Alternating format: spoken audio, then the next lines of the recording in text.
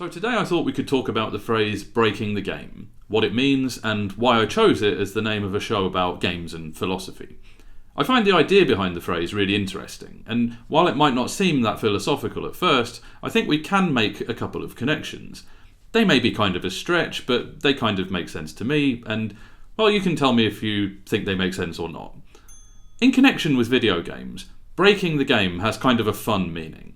It's often used to refer to cases where players discover bugs, glitches, and weaknesses or other imperfections or flaws in a game's design, either to beat it or gain an advantage in it in a way that wasn't really intended by the developers.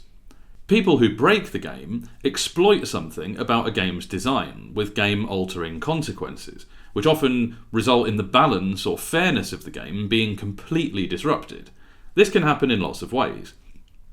For example, there are dozens of games with exploits where players would find sneaky ways to make money.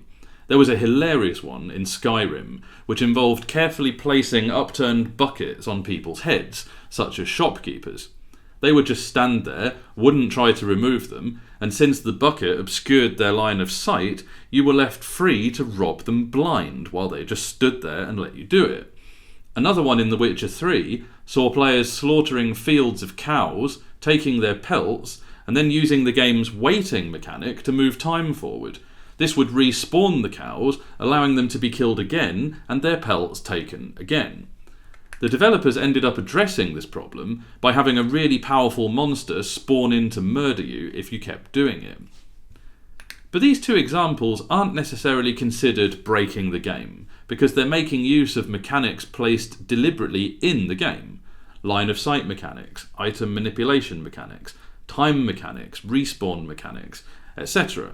Maybe they weren't being used in the way the developers intended, but these mechanics were there to be used, and players found creative ways to use them. An example of an exploit which actually breaks the game, however, would be players finding ways to duplicate items or money which exploit imperfections in the game's design. Some players were doing this in the game's Cyberpunk 2077. They figured out that if you entered your inventory and dropped any tier 5 weapon on the ground, looked at that weapon, paused the game and immediately tried to pick up the weapon after pressing pause, then saved and reloaded the game, you would then have that weapon in your inventory and on the ground in front of you. Boom, you've just duplicated a weapon. You could then do this as many times as you wanted and then sell all those weapons. Boom, you now have infinite money. And this definitely wasn't a mechanic that was intended to be in the game. But that's cheating, I hear you cry. You're illegitimately exploiting a flaw in the game's design. That's not how you're supposed to play it. Well, it's maybe not the way the developers intended for you to play it, but what's actually wrong with it? If you went into it thinking, I'm going to play this game and experience it the way the developers intended, I'm going to avoid all the exploits, all the glitches, and appreciate the specific intended experience the people who made this game have in mind, then okay, this isn't the way you'd play it. But this isn't the only way that you can engage with a game. What if we thought of breaking the game as an objective in itself rather than a form of cheating? What if we looked at a game and thought, let's find the easiest or fastest way to beat it, regardless of what the developers intended? Who's going to say that one is right and the other is wrong? They're two completely different ways of engaging with a game, which satisfy different preferences and have different objectives in mind. Some people play games to enjoy the stories and the gameplay experiences the developers intended. Others are interested in game design and games as artifacts of design. They want to understand the cracks in the infrastructure and see what they can get out of these cracks. The best example of what I mean is probably speedrunning, a practice in which gamers try and beat games as quickly as possible. Some forms of speedrunning don't allow the use of exploits, but others allow and even encourage breaking the game to try to find the quickest way to beat it at any cost. My favourite example of this is a crazy speedrun of Fallout New Vegas, a game which, if you just focus on the main story, takes about 35 hours to complete. A speedrunner called Sharo found a way to finish New Vegas in 10 minutes, but it took some wildly creative exploiting of the game's design. What Sharo did involved what they call reload dashing, which involved exploiting a glitch that happens when you reload a gun which only reloads one bullet at a time, like a grenade launcher. For some reason, when you reload a gun like this in New Vegas, it forces your character to move forward a little.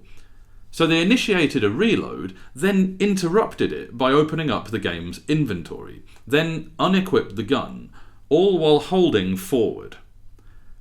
Whatever they were doing, it would, for some reason, release a massive explosion of forward momentum, causing them to fly through the air at great speed right across the game's map, allowing them to get to the New Vegas Strip, an important later area of the game, in just a few minutes. Getting there would normally take hours. This is a classic example of breaking a game. This is one of the ways the idea of breaking the game impinges on the philosophical. It problematizes what it is to play a game, and whether there is a right or wrong way to play a game at all.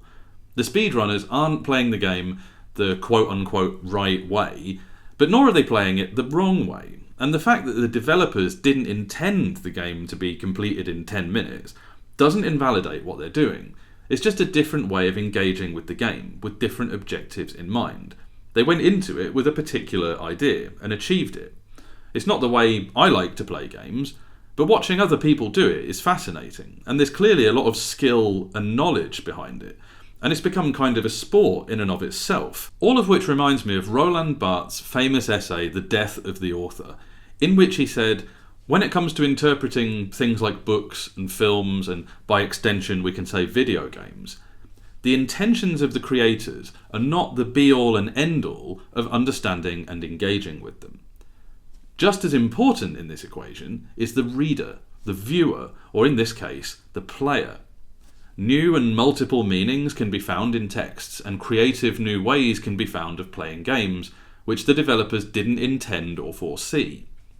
The meanings of a text aren't fixed once and for all by its author, but are constantly evolving, growing, and multiplying in a productive relationship with its audience. So this is one way of understanding what breaking the game means. It's a way of creatively and cheekily engaging with a game's mechanics to exploit cracks in its design infrastructure, whether it be for cheating or by changing the meaning of playing the game entirely. The cases we've looked at all involve developers having their games played in ways they didn't intend, but some developers intend for their games to be broken, deliberately designing them as playgrounds which challenge players to find ways to break them. But the meaning of breaking the game here is slightly different. Here, breaking the game usually means becoming so powerful within the game that you're basically unbeatable, creating what people call broken builds, character setups and combinations of equipment and upgrades which basically make you unstoppable. Some of the best examples of these types of builds can be found in roguelike and roguelite games. In these types of games, you're usually placed in a situation where you have to traverse a series of levels, leveling up your equipment and your character as you go, making a series of decisions about the best way to do this. You're presented with a bunch of different options which will increase certain statistics like damage, armor, etc., or change how your attacks work, like making your attacks do burn or poison damage, or increasing the number of projectiles you fire with each shot, or how many enemies your shots pierce through.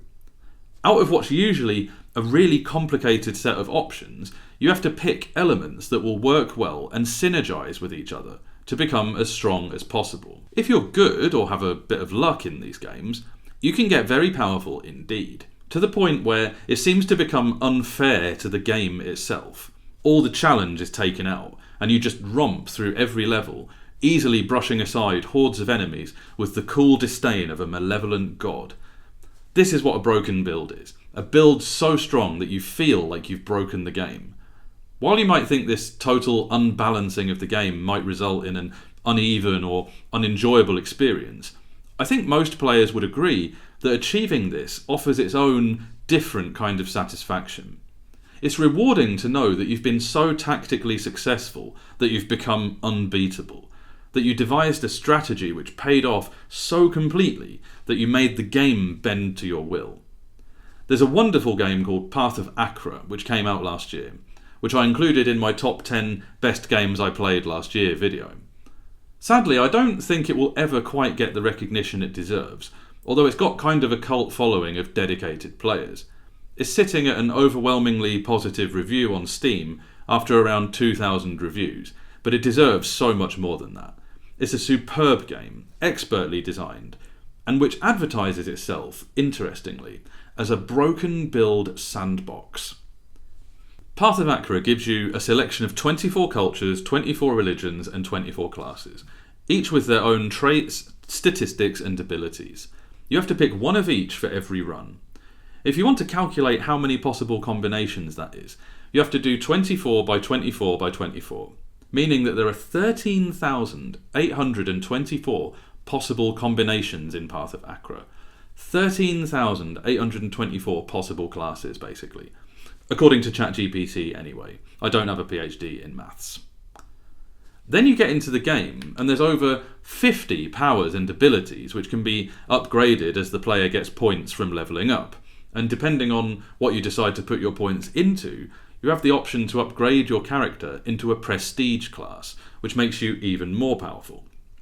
So there's just a crazy amount of possibilities lying in wait for you in Path of Achra. The game basically throws all this at you and says, go ahead, make my day.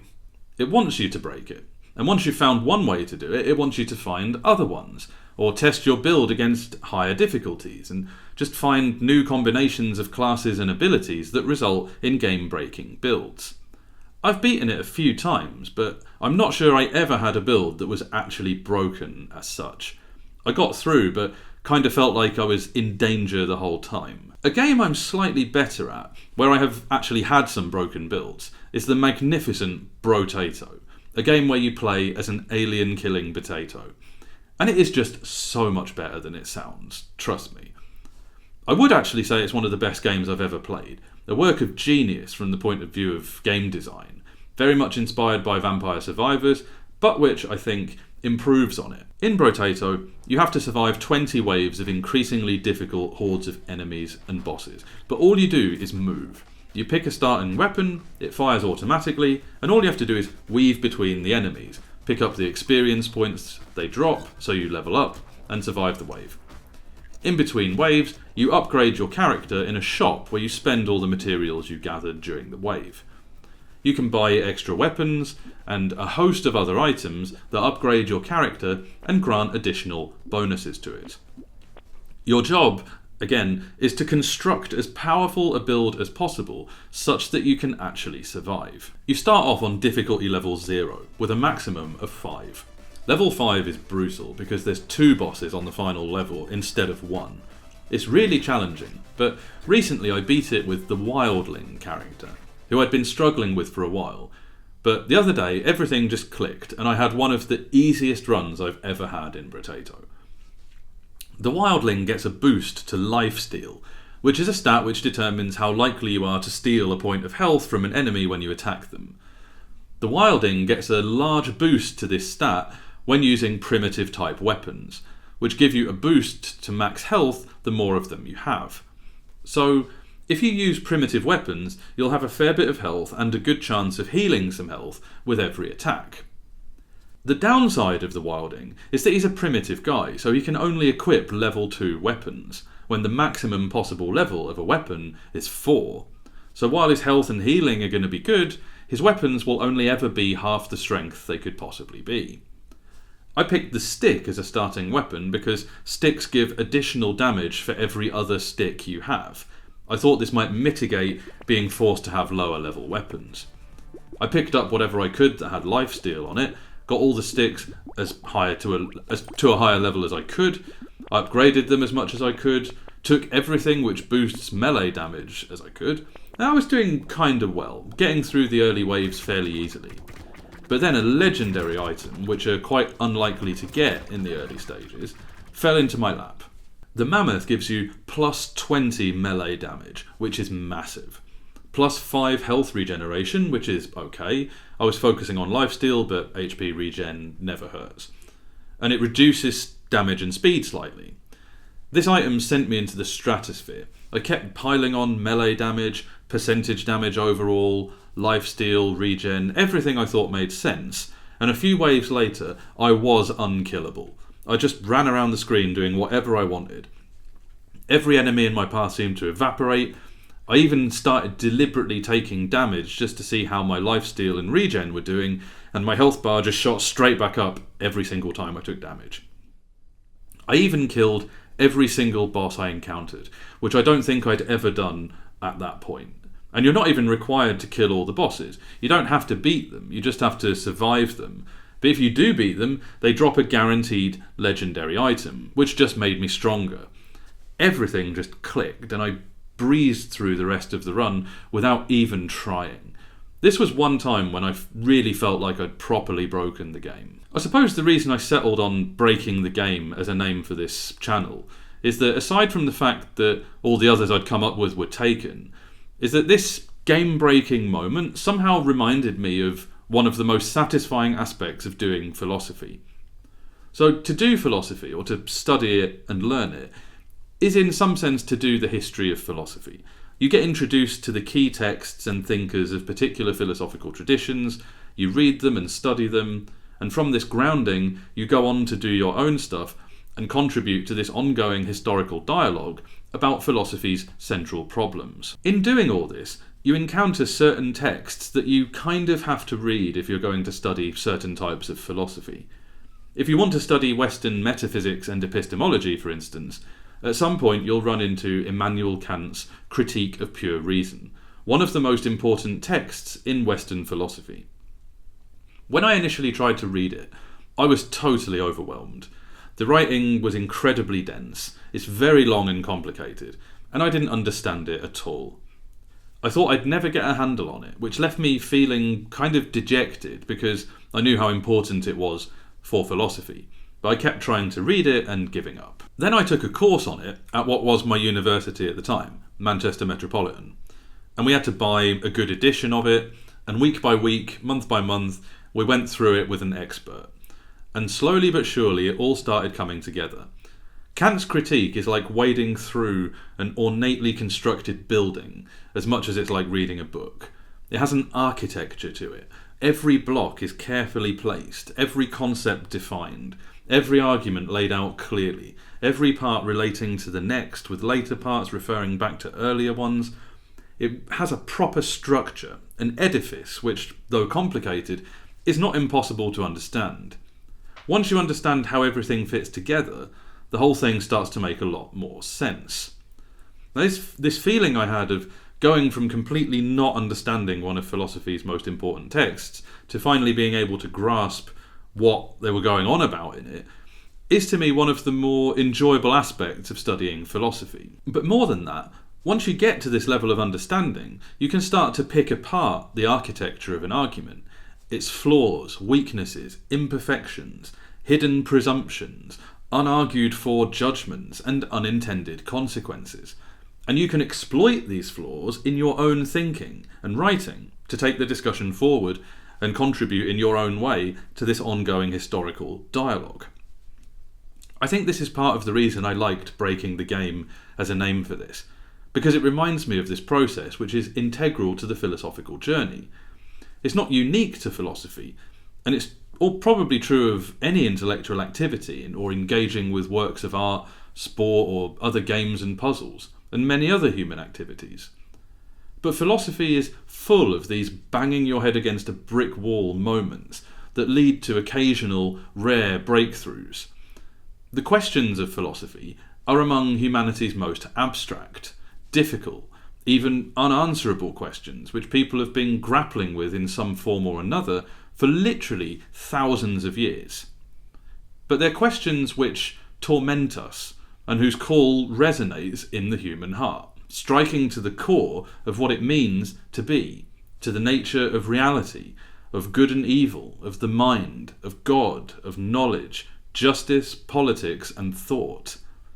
Philosophy has wrestled with such problems since its inception, and occasionally has moments of genuine breakthrough and insight into them, in which genuinely new ways of thinking are opened up, which change our perspective on some of the most fundamental phenomena of human life. The idea of breaking the game, of exploiting weaknesses in the structural edifice of games and thereby gaining some kind of mastery over them, brought to mind this kind of experience, and my experience with Kant's Critique and many other books where I've had this experience since.